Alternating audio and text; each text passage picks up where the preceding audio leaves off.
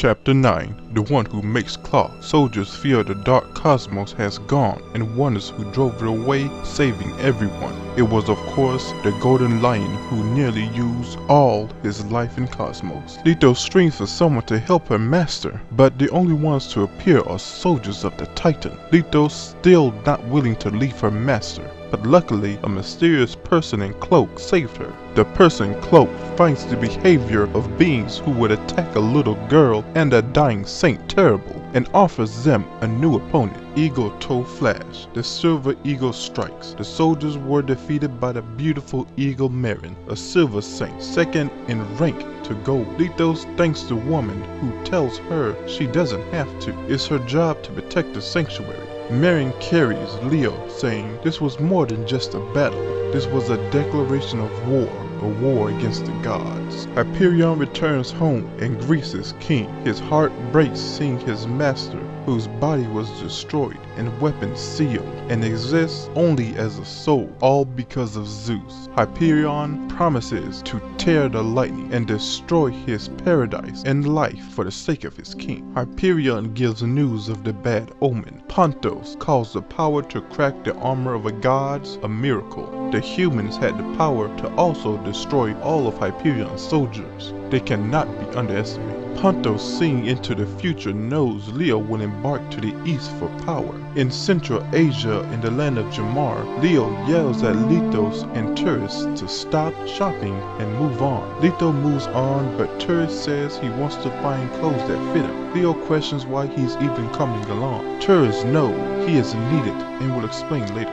On their way, they find a graveyard full of dead armor. This graveyard are those saints who fell to ghosts and evil spirits. These corrupted souls now gather here for their next victim. To the shock of tourists, the very injured Leo uses lightning bolt to clear the way. Leo hopes his lightning leads his fallen brothers to the land of peace. They eventually find their way to a tower with no door. Leo has his own idea of how to knock, until stopped by the Saint Mu, who politely asks Leo to calm down.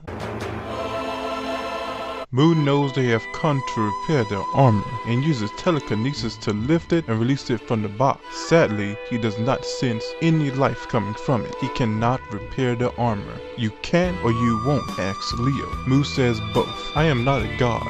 I cannot bring something to life without something in return, so please go. Leo is not leaving and will make him fix the armor by force if he must. Lightning bolt. Leo's lightning failed to touch him at all. He could not even feel his cosmos. He wonders if his fast movements were an illusion. It looks as if he cut through space-time into another dimension to avoid his attacks. Now feeling the cosmos of Mu, Leo prepares to attack him again, but Mu uses his special powers to bind him. Mu states he dislikes the forceful way he does things and asks him once again to leave, but Mu feels pity now for the cloth that has lived since the age of mythology to give his life to someone like Leo.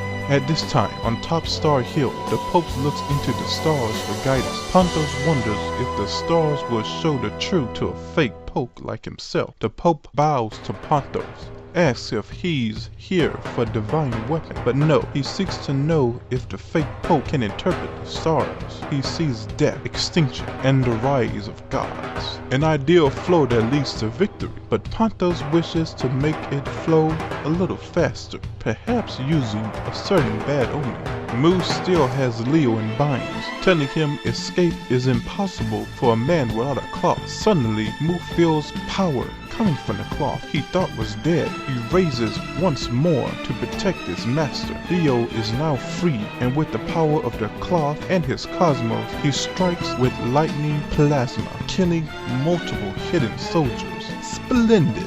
Tourist explains they never had an intention of fighting. It was a trick. The soldiers will follow him all along. Sadly, the golden cloth still feels heavy, and one more enemy still remains, one with a huge cosmos. Leo finds the cosmos, but is told to stand down, for it is Ares' Mu duty to protect this land. Ares dons his golden armor. Duty, the duty of such little beings as yourself is insignificant. By the will of the gods, you will vanish, human.